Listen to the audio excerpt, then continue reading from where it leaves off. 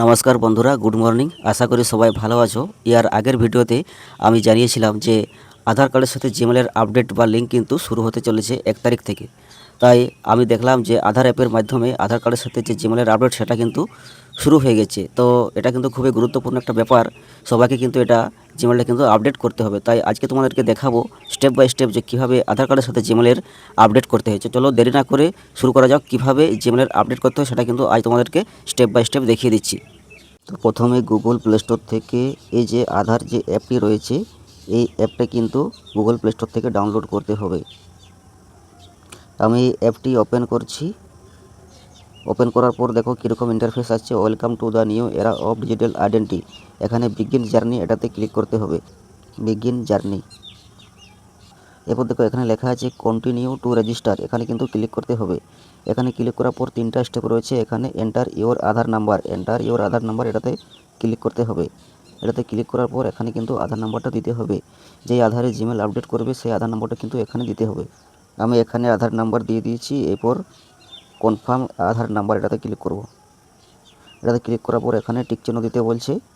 এখানে টিক চিহ্ন দেবো, তারপরে কন্টিনিউ করব। কন্টিনিউ করার পর এখানে কিন্তু মোবাইলের যে সিম কার্ড রয়েছে সেই সিম কিন্তু ভেরিফিকেশান করতে হবে এসএমএসের মাধ্যমে। তো চলো কন্টিনিউ টু সেন্ড এসএমএস, এটাতে ক্লিক করি। এখানে সিম ভেরিফিকেশান শুরু হয়ে গেছে। আমি কিন্তু রেজিস্টার নাম্বারে এটা লগ ইন করছি না, তাই আমার এরকম একটা মেসেজ শো করছে।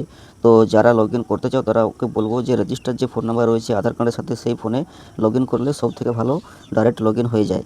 এখানে যে কন্টিনিউ অপশানটা রয়েছে সেটাতে ক্লিক করব। এরপর ফেস অথেন্টিকেশান কিন্তু করতে হবে। এই যে দেখো বন্ধুরা, ফেস অথেন্টিকেশানের কিন্তু অপশান খুলে গিয়েছে।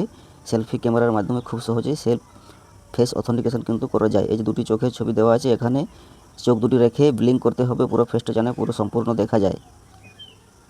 ফেস অথেন্টিকেশান কমপ্লিট করার পর ফেচিং ডিটেলস দেখাচ্ছে, অর্থাৎ আধারটি রেডি হচ্ছে। এরপর কন্টিনিউ অপশানে ক্লিক করব। নাম চলে এসেছে। কন্টিনিউ টু সেট পিন, এটা লেখাচ্ছে। এটা কিন্তু পিনটা একটা যে কোনো 6 ডিজিটের সেট করতে হবে। এখানে আমি পিনটা দুবার কনফার্ম করে পিনটা সেট করে নিচ্ছি। আমার পিন দেওয়া হয়ে গেছে। এরপর কনফার্ম পিন। এখানে বায়োমেট্রিক এলো করতে বলছে, তো আমি এখন বায়োমেট্রিক এলো করতে চাইছি না। ইউজ অনলি পিন অপশানটাতে ক্লিক করছি। আমার আধার অ্যাপ কিন্তু লগ ইন হয়ে গেছে। এখানে যে সার্ভিস বলে যে অপশানটি রয়েছে এখানে ক্লিক করব। সার্ভিস অপশানে ক্লিক করার পর দেখো এখানে সম্পূর্ণ ফ্রিতে লেখা আছে ইমেল অ্যাড অথবা update free till 31/12/2026। Update add your Aadhaar linked email, অর্থাৎ এখানে ফ্রিতে 31/12/2026 পর্যন্ত ইমেল বা জিমেল কিন্তু খুব সহজেই আপডেট করা যাবে। এরপর এখানে ক্লিক করতে হবে।